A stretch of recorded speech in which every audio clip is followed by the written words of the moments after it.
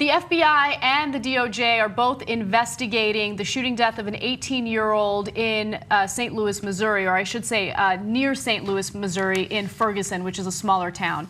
Now, Ferguson police are also doing their own investigation of this shooting, and of course there are differing accounts based on eyewitness testimony and what the police say that they experienced last Saturday night. So let me give you the details. I want to start off with Dorian Johnson. Dorian Johnson was the young man who was with Michael Brown, the person who was shot and killed by police, on the night that everything went down. And here's what he says. Dorian Johnson told WALB-TV that he and Brown were walking home from a convenience store when a police officer told them to get out of the street and onto the sidewalk. Johnson said that they kept walking, which caused the officer to confront them from his car and again after getting out of his car. The officer exchanged words with the two teens before choking Brown and trying to pull him onto the squad car. The officer, he said, then exited his car, fired a shot, and chased after Brown, who was running for his life. Johnson also said that the officer fired, and he and Brown were scared and ran away.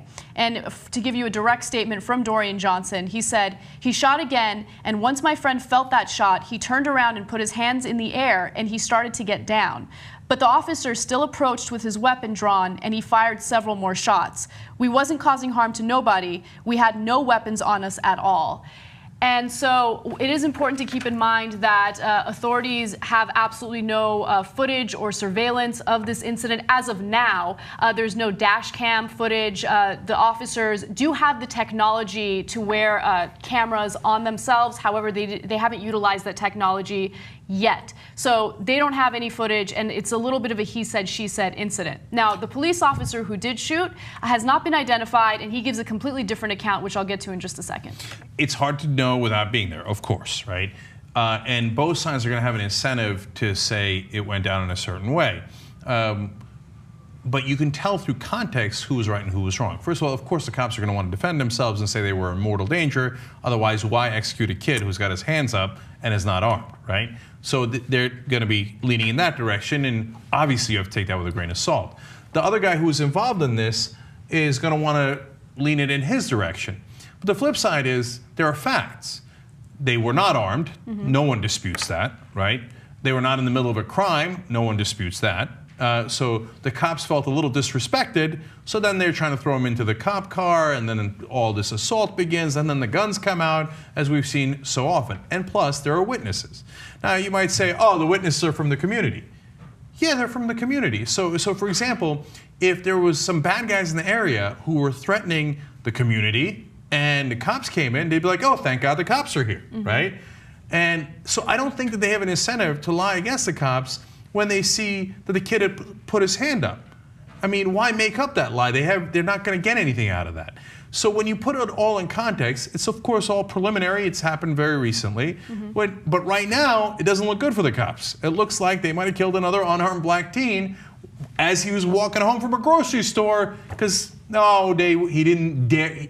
They made the critical, in this case, fatal mistake of not listening to cops' orders immediately, whether they made sense or they didn't make sense. Yeah. Now, from what the cop says, there is a little gap in his story, which I'll get to. But apparently this police officer who did the shooting did speak to the St. Louis police chief, a man by the name of John Belmar. And this is what Belmar says. Belmar says that the officer had an encounter with the two individuals on the street. Belmar says as the officer tried to get out of his car, one of the subjects pushed him back in and began assaulting him. It is our understanding at this point in the investigation that there was a struggle over the officer's weapon. There was at least one shot fired within the car. Now, that very last part of the statement really upsets me because for anyone who stops reading at that point, they'll think that, oh, one of the teenagers, or one of the young men, I should say, must have been armed. They probably shot at the cop, but that's not the case. All of the shells were from the officer's gun. They were unarmed, as we mentioned earlier on in this segment. So it's a cop shooting from within the car at the guys who are outside. He obviously couldn't tell if they were armed because they didn't have any weapons on them. You might want to step outside the car before you start shooting. I mean, that begins the shooting. It doesn't end the shooting. And then later we have, according to some accounts, the guy on his knees and with his hands up and still getting shot at several times. And also, when I talk about the gap in the officer's story, how did it escalate to that point so quickly? What did you say to them? Why were they upset? How did it lead to a physical altercation, an alleged physical altercation based on your story? Now, there's more. Belmar says that the officer got out of the car and he shot Michael Brown about 35 feet from the vehicle. Now, think about that. 35 feet away from the car. If there was an initial assault, in the best case scenario for the cops, right, that the cop pushed him into the car, as he says, right? Well, now the kid's 30, or the guy is 35 feet away. I mean, certainly there's a better answer for, and what is he, running away from you, so you shot him in the back? Or did he turn around, as the other guy involved in the incident say, and have his hands up, and you shot him anyway? You're certainly not in any mortal danger. You didn't see any weapons. There were no weapons. And you shot him when he was 35 feet away. And look, the other contextual clue here is the guy who Anna was quoting here, who was involved in the incident, they let him go immediately. You think if he assaulted the cops, he was in the middle of a serious crime, assaulted the cops, and that led to a death, that they'd let him go immediately? If there was a struggle for the officer's weapon, would they let him go? Come on, you know they wouldn't let him go. They might even charge him with felony murder. But it's obvious that the kids didn't do anything wrong based on these facts that we have now. Right. So this is very problematic for the cops. They say, don't worry, they're investigating themselves and everything will be fine. Now, to be fair, it's not that local jurisdiction. It's the county police that came in. The county police, there's a history in St. Louis, in the St. Louis area, that the county police sometimes come in and are called in for a reason because they happen to agree with the local cops a lot and say, oh, no, they were fine.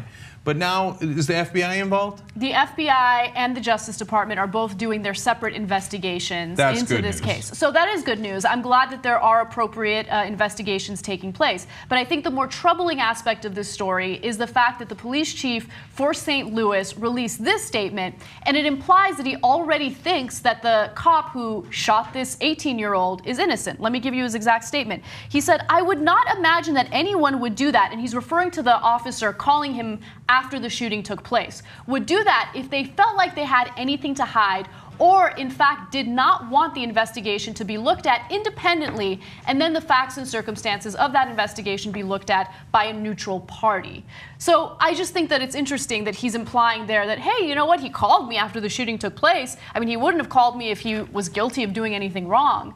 No, just do the investigation. Don't imply that he's probably innocent because he called you. Yeah, well, he might have called you because he knows that the county police in the St. Louis area have the presumption that the other cops are always right. And you just proved it by, before starting the investigation, saying, oh, he's probably right. He's probably innocent. Otherwise, why would he call me? Because it's not the finest police work I've seen. Now, I want to give you guys a little more context into the St. Louis area. Now, you'll hear anecdotal evidence about racial profiling among police officers toward the black community in the area. And recently, the St. Louis Post-Dispatch did release an op-ed where they addressed this issue, and I want to read you a part of it. They said last year, for the 11th time in 14 years, that data has been collected. The